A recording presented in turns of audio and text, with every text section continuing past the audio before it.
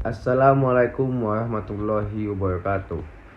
Saya Aryan Jaya dari kelas 1 IHPA, nomor NPM 2151106.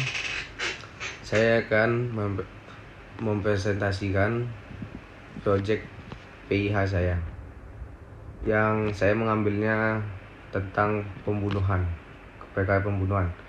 Tindak pidana pembunuhan diatur di dalam Kitab Undang-Undang Hukum Pidana atau KUHP. Buku kedua, bab 19 tentang kejahatan terhadap nyawa. Pembunuhan diartikan sebagai tindakan merampas atau menghilangkan nyawa orang lain dengan melawan hukum. KUHP mengatur beberapa klasifikasi tindak pidana pembunuhan demi menjerat pelaku sesuai dengan perbuatannya itu. Adapun rumusan pasal 338 KUHP adalah barang siapa sengaja merampas nyawa orang lain mengancam karena pembunuhan dengan pidana penjara paling lama 15 tahun. Sedangkan pasal 340 KUHP menyatakan barang siapa sengaja dan dengan rencana atau merencanakan lebih dahulu untuk merampas nyawa orang lain diancam karena pembunuhan dengan rencana atau pembunuhan berencana dengan pidana mati atau bisa didapati dengan pidana mati atau pidana penjara seumur hidup atau selama waktu tertentu paling lama 20 tahun. Dari ketentuan dalam pasal tersebut, maka unsur-unsur dalam pembunuhan biasa adalah sebagai berikut.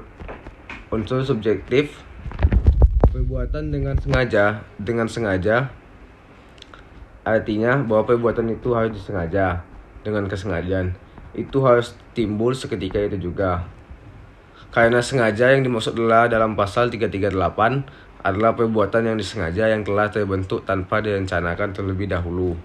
Sedangkan yang dimaksud sengaja dalam pasal 340 adalah suatu perbuatan yang disengaja untuk menghilangkan nyawa orang lain yang terbentuk dengan direncanakan terlebih dahulu. Unsur objektif, perbuatan menghilangkan nyawa dan orang lain. Unsur objektif yang pertama dari tindakan pembunuhan yaitu menghilangkan. Unsur ini juga diliputi oleh kesengajaan. Artinya pelaku harus menghendaki atau dengan sengaja dilakukan tindakan menghilangkan tersebut, dan ia pun harus mengetahui bahwa tindakannya itu bertujuan untuk menghilangkan nyawa orang lain. Adapun sanksi tindak pidana pembunuhan sesuai dengan KUHP bab 19 buku 2 adalah sebagai berikut. 1. Pembunuhan biasa diancam dengan hukum penjara paling lamanya 15 tahun. Pembunuhan dengan pemberatan diancam dengan hukum penjara seumur hidupnya atau selama-lamanya atau penjara sementara selama-lamanya 20 tahun.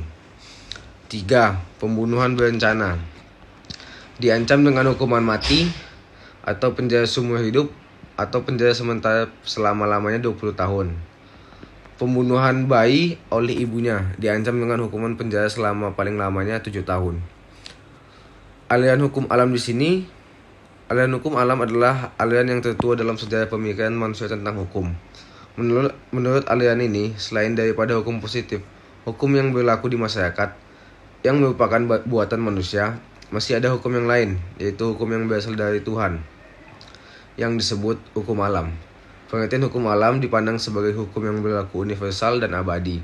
Hukum alam dianggap lebih tinggi dari hukum yang sengaja dibuat oleh manusia. Dari 3 pengertian di atas dapat ditarik kesimpulan bahwa hukum alam dapat dibedakan hukum alam sebagai suatu metode, hukum alam sebagai suatu substansi. Hukum alam sebagai metode artinya hukum alam dapat dipakai sebagai sarana untuk menciptakan peraturan-peraturan yang mampu untuk menghadapi keadaan yang berlain-lain. Hukum alam sebagai substansi artinya hukum alam justru merupakan isi dari suatu norma. Selanjutnya ada aliran hukum positif atau positivisme hukum. Aliran hukum positif lahir sebagai sebuah antitesa dari teori hukum alam. Aliran hukum positif memandang perlu memisahkan secara tegas antara hukum dan moral. Positivisme merupakan empirisme yang dalam segi tertentu sampai kepada kesimpulan logis ekstrim karena pengetahuan apa saja merupakan pengetahuan empiris dalam satu atau lain bentuk, maka tidak ada spekulasi yang dapat menjadi pengetahuan. Ciri-ciri positivisme hukum menurut H.L. Hart, hukum merupakan perintah dari manusia atau bisa dalam bahasa Inggrisnya command of human being. Tidak ada hubungan mutlak atau penting antara hukum di satu sisi dengan moral di pihak lain, atau antara hukum yang berlaku dengan hukum yang sesungguhnya. Aliran berdasarkan sosiologis. Aliran sosiologis memandang hukum sebagai kenyataan sosial, bukan sebagai kaidah. Oleh karena itu, jika dibanding dengan positivisme mengenai persamaan dan perbedaan kedua aliran tersebut dapat dilihat sebagai berikut. Positivisme memandang hukum tidak lain adalah kaidah-kaidah yang tercantum dalam perundang-undangan, sedangkan sosiologisme memandang hukum sebagai kenyataan sosial dengan mempelajari tentang bagaimana dan mengapa dari tingkah laku sosial yang berhubungan hukum dan peranata hukum.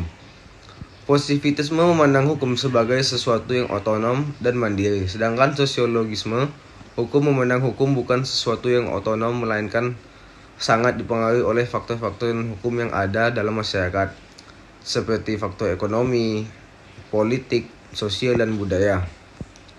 Para penganut aliran sosiologis di bidang ilmu hukum dapat dibedakan antara yang menggunakan sociology of law sebagai kajiannya dan menggunakan sociological jurisprudence sebagai kajiannya. Menurut beberapa ahli, terjadi pembunuhan itu karena Franz Golub Gall atau Kartini Kartono, seorang pembina penologi dalam psikologi fisiologis, menyatakan timbulnya kejahatan disebabkan oleh degenerasi jasmani rohani atau retrograde atau kemunduran unsur psikis dan fisik.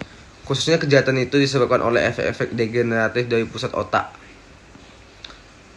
Kriminalis itu disebabkan oleh kerusakan gizi pada sistem syaraf di sentral otak, sehingga mengakibatkan kerusakan fungsi dari mekanisme manusia untuk mengadakan pengontrolan dan pengendalian diri.